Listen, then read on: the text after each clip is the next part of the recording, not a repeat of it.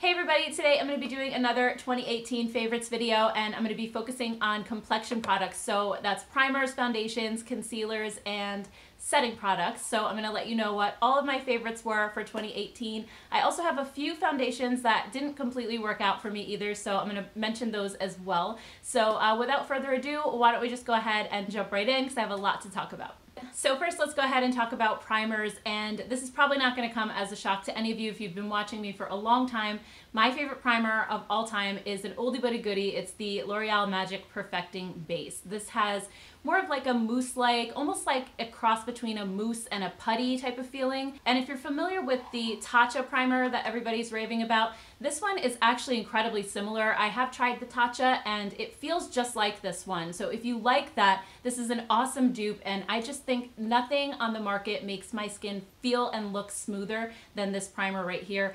It just smooths out all my pores, it fills in fine lines so well, and every time I wear this under makeup, I get so many compliments and people asking me like, what have you done with your skin? It just really helps me to look super flawless, and it does have more of a matte finish, but it's not drying. I don't find that it gets cakey on my skin. It helps my foundation look just so much smoother. I absolutely love this stuff, and I've repurchased it I don't even know how many times. So this is really not one that I wear on an everyday basis. I do use it when I'm filming normally so that my skin looks really good. I also use it if we're going out or, you know, meeting up with people and things like that, and I want my skin to look really awesome. I'll use this, but for everyday, my favorite primer is the Coats Face Natural Tinted Sunscreen, and this is like a sunscreen primer in one, and this just has the nicest texture for a sunscreen that I have ever felt. I hate sunscreen for the most part. I don't like the smell of them. I don't like how they feel sticky and tacky. This one actually has a little hint of tint to it, so I'll try to show you what that looks like. It's very light, but it feels like a traditional silicone primer. It fills in fine lines and pores, not as well as this one does, but I would say as well as the average primer would. It has SPF 40 broad spectrum, and it's water resistant up to 80 minutes, and also it's 100% free of chemical sunscreens, preservatives, and oils. So it has titanium dioxide and zinc oxide, which are mineral sunscreens, and it works so well. Ever since I've been using this, I haven't noticed any more new sunspots coming out, and it just helps all that skincare that I'm using to try to minimize the dark spots on my skin work that much better because they're not fighting against the sun. It's really easy to apply, and just using this every day as my primer, I don't forget to use it or skip the step of sunscreen because I love just the way that it smooths out my skin and creates a perfect base for makeup. So I love that it's a two-in-one product, and it's definitely the primer that I use the most. All right, so next up, let's talk about foundations, and I have two of them to share with you. And first, let me just quickly let you know what I look for when it comes to foundation these days.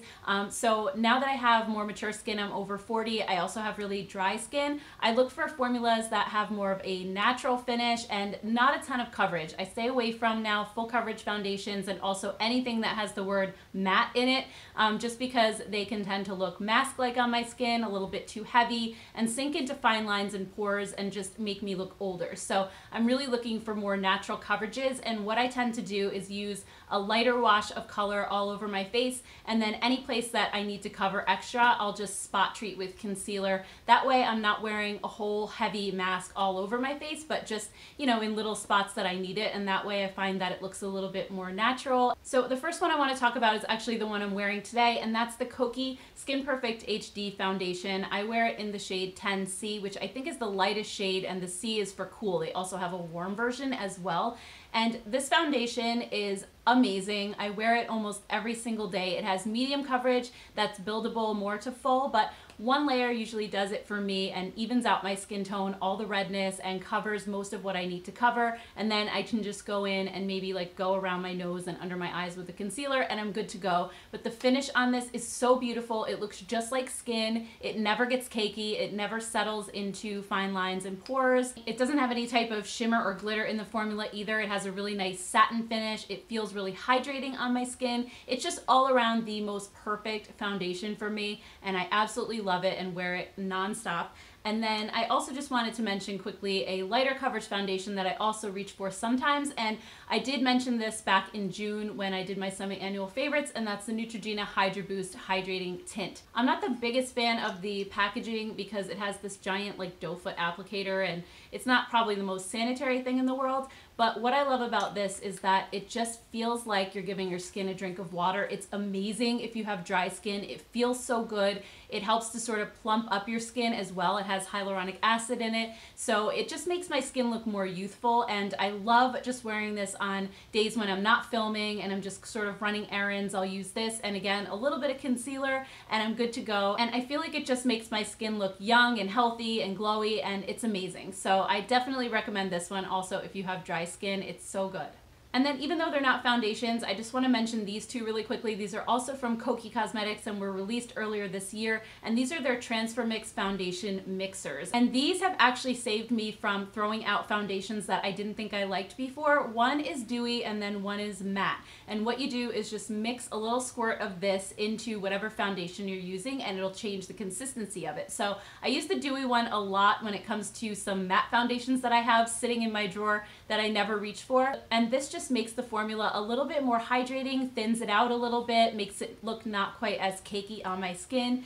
And similarly, I've used the matte one, especially in the summertime. I use this one a lot with my IT Cosmetics CC cream because that one is just a little bit too dewy in the summertime. So mixing a squirt of this in really helped to take that down a notch as well. So these are just awesome if you have some foundations sitting around that you bought and you feel like they're going to waste because the formula doesn't necessarily suit your skin. Try these out because they're really affordable and they can totally change the game when it comes to your foundation.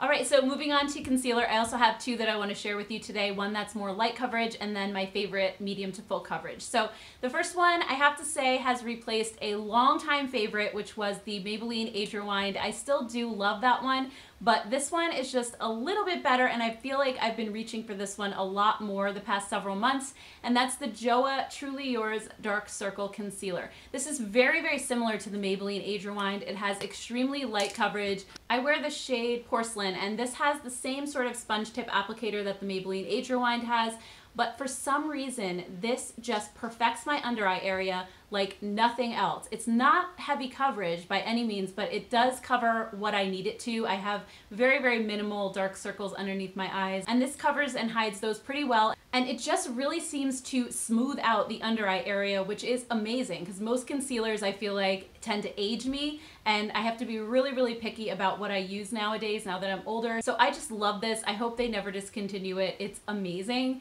And then my favorite medium to full concealer used to be the Tarte Shape Tape.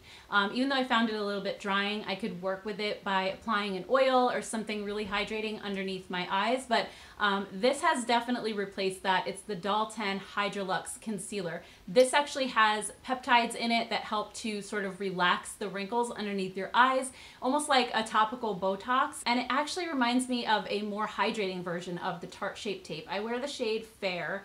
So for me, it's a little bit lighter than my skin tone, but it just brightens up my under eye area so well. And what I love about this the most is the finish. It has the most natural finish for as much coverage as it gives. It doesn't look cakey. It doesn't crease on me. It looks perfect underneath my eyes. And again, kind of like with this one, that's really, really hard to find, so I will continue to repurchase this forever and ever. It is my holy grail concealer, and I really haven't been using anything but these two right here since the summertime. I mainly use this one to film, or again, like if we're going out somewhere to an event, and I use this one pretty much every day, just when I'm like running errands, picking up my son from school and things like that. So both of these are amazing. Highly recommend them. If you have dry skin, more mature skin, they are awesome. All right, so now moving on to setting products. I don't have any setting powders to share with you guys because, to be honest, I have never found a setting powder that looked right on my skin. They all make it look dry and chalky and just more textured, and I don't know, I just can't find a really good powder that I'm in love with. So the way that I mostly set my makeup is with Mali's Evercolor Poreless Face Defender. This is a setting balm, and it's fantastic if you have dry skin or more mature skin again and you feel like powder ages you or just makes your skin look extra dry.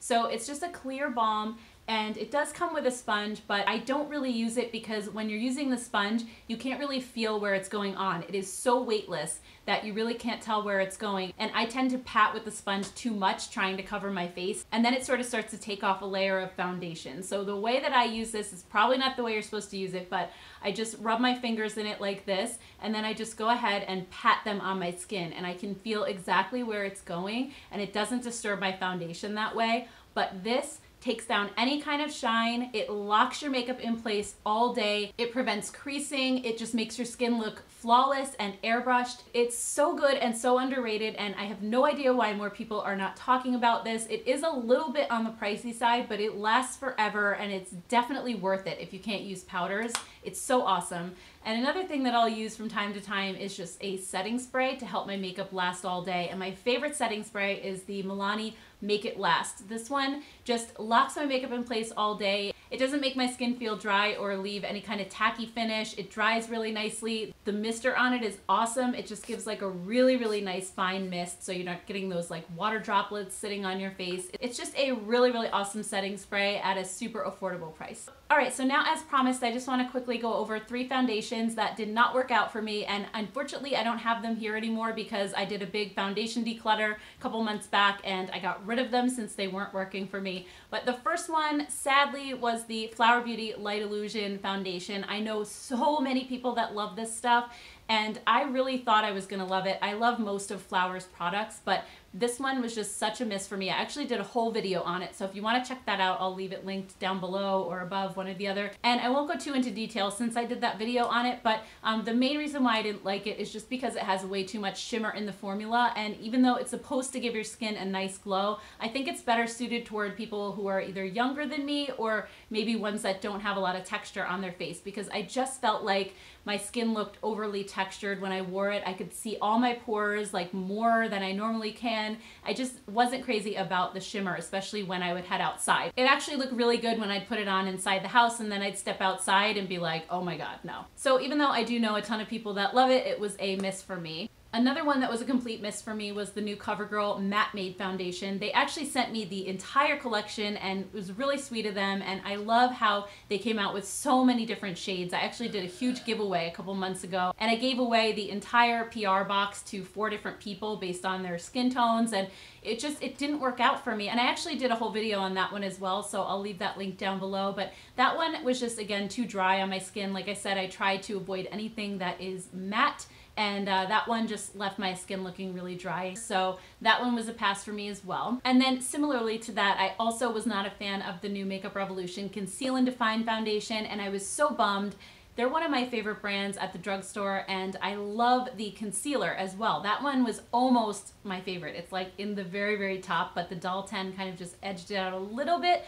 But that concealer is amazing, so I thought that the foundation was going to be good too. But like the CoverGirl one, it just aged me horribly. It was so matte and so drying on my skin, and it was really heavy too. It gives a ton of coverage, but it just looked like a mask. So I think that one would also maybe work really well on younger skin or more oily skin types, but for me, it was just a pass, sadly. All right, guys, so that does it for today's video. I hope you enjoyed it, and if you did, don't forget to hit the like button. Also, don't forget to subscribe to my channel. I'll be doing videos like this all throughout this week and next week, and maybe into the new year, depending on how long it takes me. So definitely don't forget to subscribe. Also, love to hear from you guys in the comments below. What are your favorite complexion products? Is there anything you guys would recommend or think I should try? Let me know. Thank you guys so much for watching, and I'll see you next time.